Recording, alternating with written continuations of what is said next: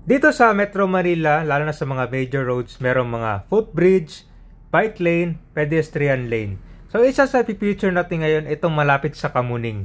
Gaano nga ba kataas itong footbridge na to para makatawid ka dito sa kabila? Ito nga din yung tinatawag nilang Stairway to Heaven. Andito na tayo ngayon sa Quezon Avenue, dito sa Quezon City. At itong footbridge, isa sa mga ginagamit ng mga tao para makatawid. Lalo na sa mga major roads dito sa Metro Manila, gaya nitong Quezon Avenue, tsaka yung EDSA. So ito siya, napinturahan na ito ng kulay blue. Isa sa pupuntahan natin ngayon ay yung malapit doon sa may EDSA, doon sa Nia Road. Kasi meron yung picture na tulay doon, yung tinatawag nilang Mount Kamuning. Gaano nga ba ito kataas? Tara, puntahan natin doon. Ito yung itsura ngayon ng bike lane dito.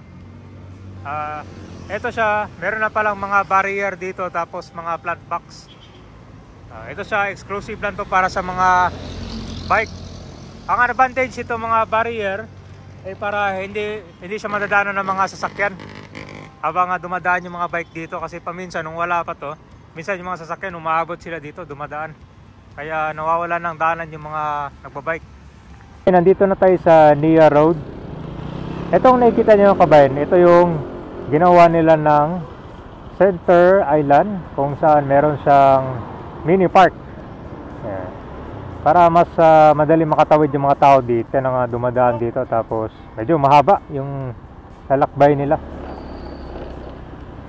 So, dito yung nagkaroon ng demolition. Dahil yung mga bahay dati halos nasa gitna nitong kalsada. Tignan nyo dito, oh. Dati yung mga bahay dyan halos okupado itong one lane.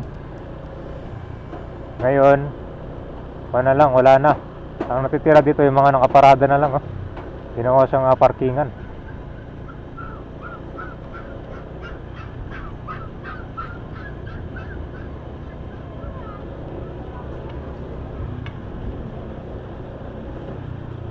Ganun din dito, merong footbridge yan para sa crossing.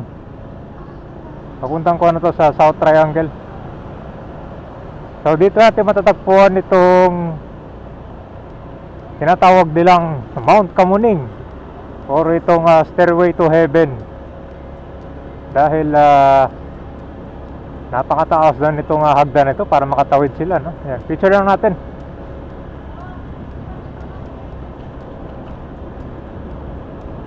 Ito yung MRT station na GMA Kamuning. Ayun, ang taas nga pala talaga, oh.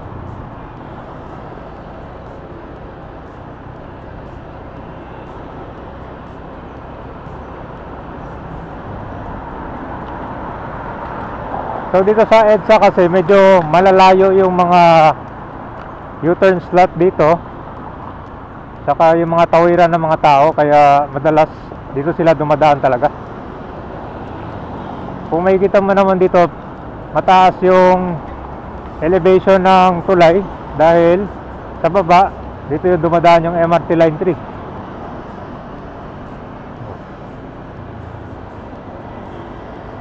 Dito na tayo. So tatawid tayo ngayon dito about sa tulay hanggang dun sa may kabila.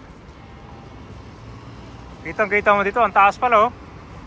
Para ka lang na nakipag mountain climbing dito sa taas ng tulay na to. Sakto-sakto, malapit siya dito sa may Nia South Road. Ayan. So pansin mo yung mga tao dito naglalakad paminsan sa bike lane to, eh.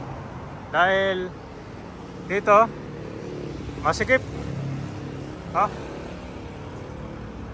Kaya yung mga ibang tao mas pumiling dumaan dyan na lang sa bike lane para makatawid. Guys, oh, meron umakyat dito. Talagang mabilisan dahil yun nga, taginit yung panahon ngayon. So kita mo na lang kung gaano kataas tong lalakarin mo.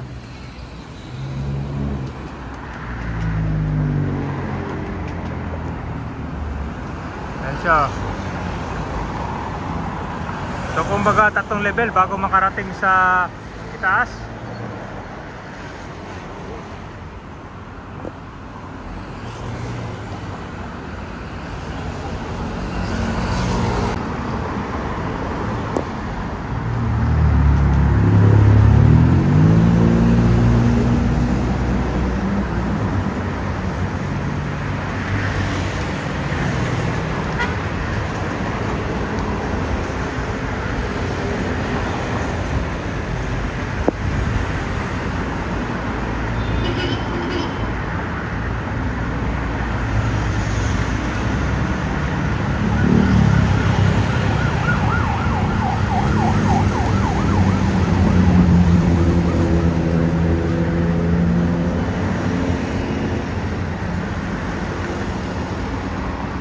So ganun kataas pala itong kabayan tulay, oh.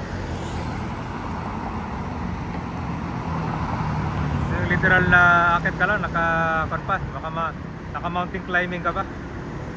So 3 level, pero pag baba mo, mabilis na lang. Dire-diretso na yan. Diyan malapit sa station, gasoline station. Lakarin natin to. Napakataas pala talaga, oh.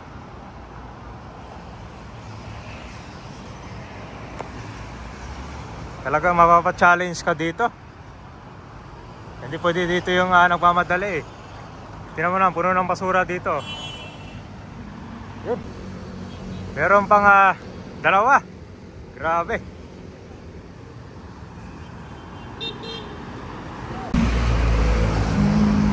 Ito na yung kasunod, oh.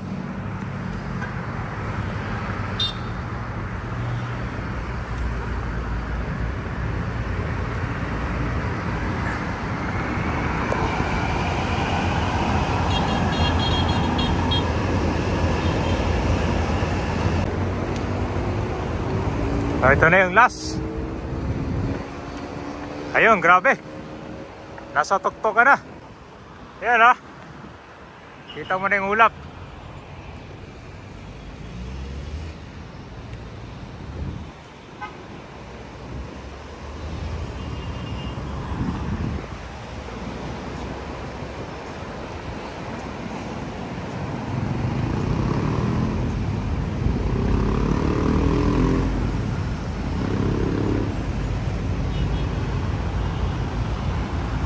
Ayan yung EDSA.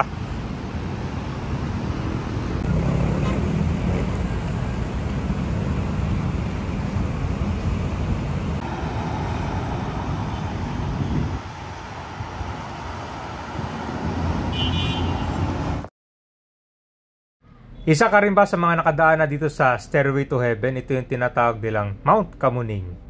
So dito lang malapit sa flyover ng Kamuning, ha.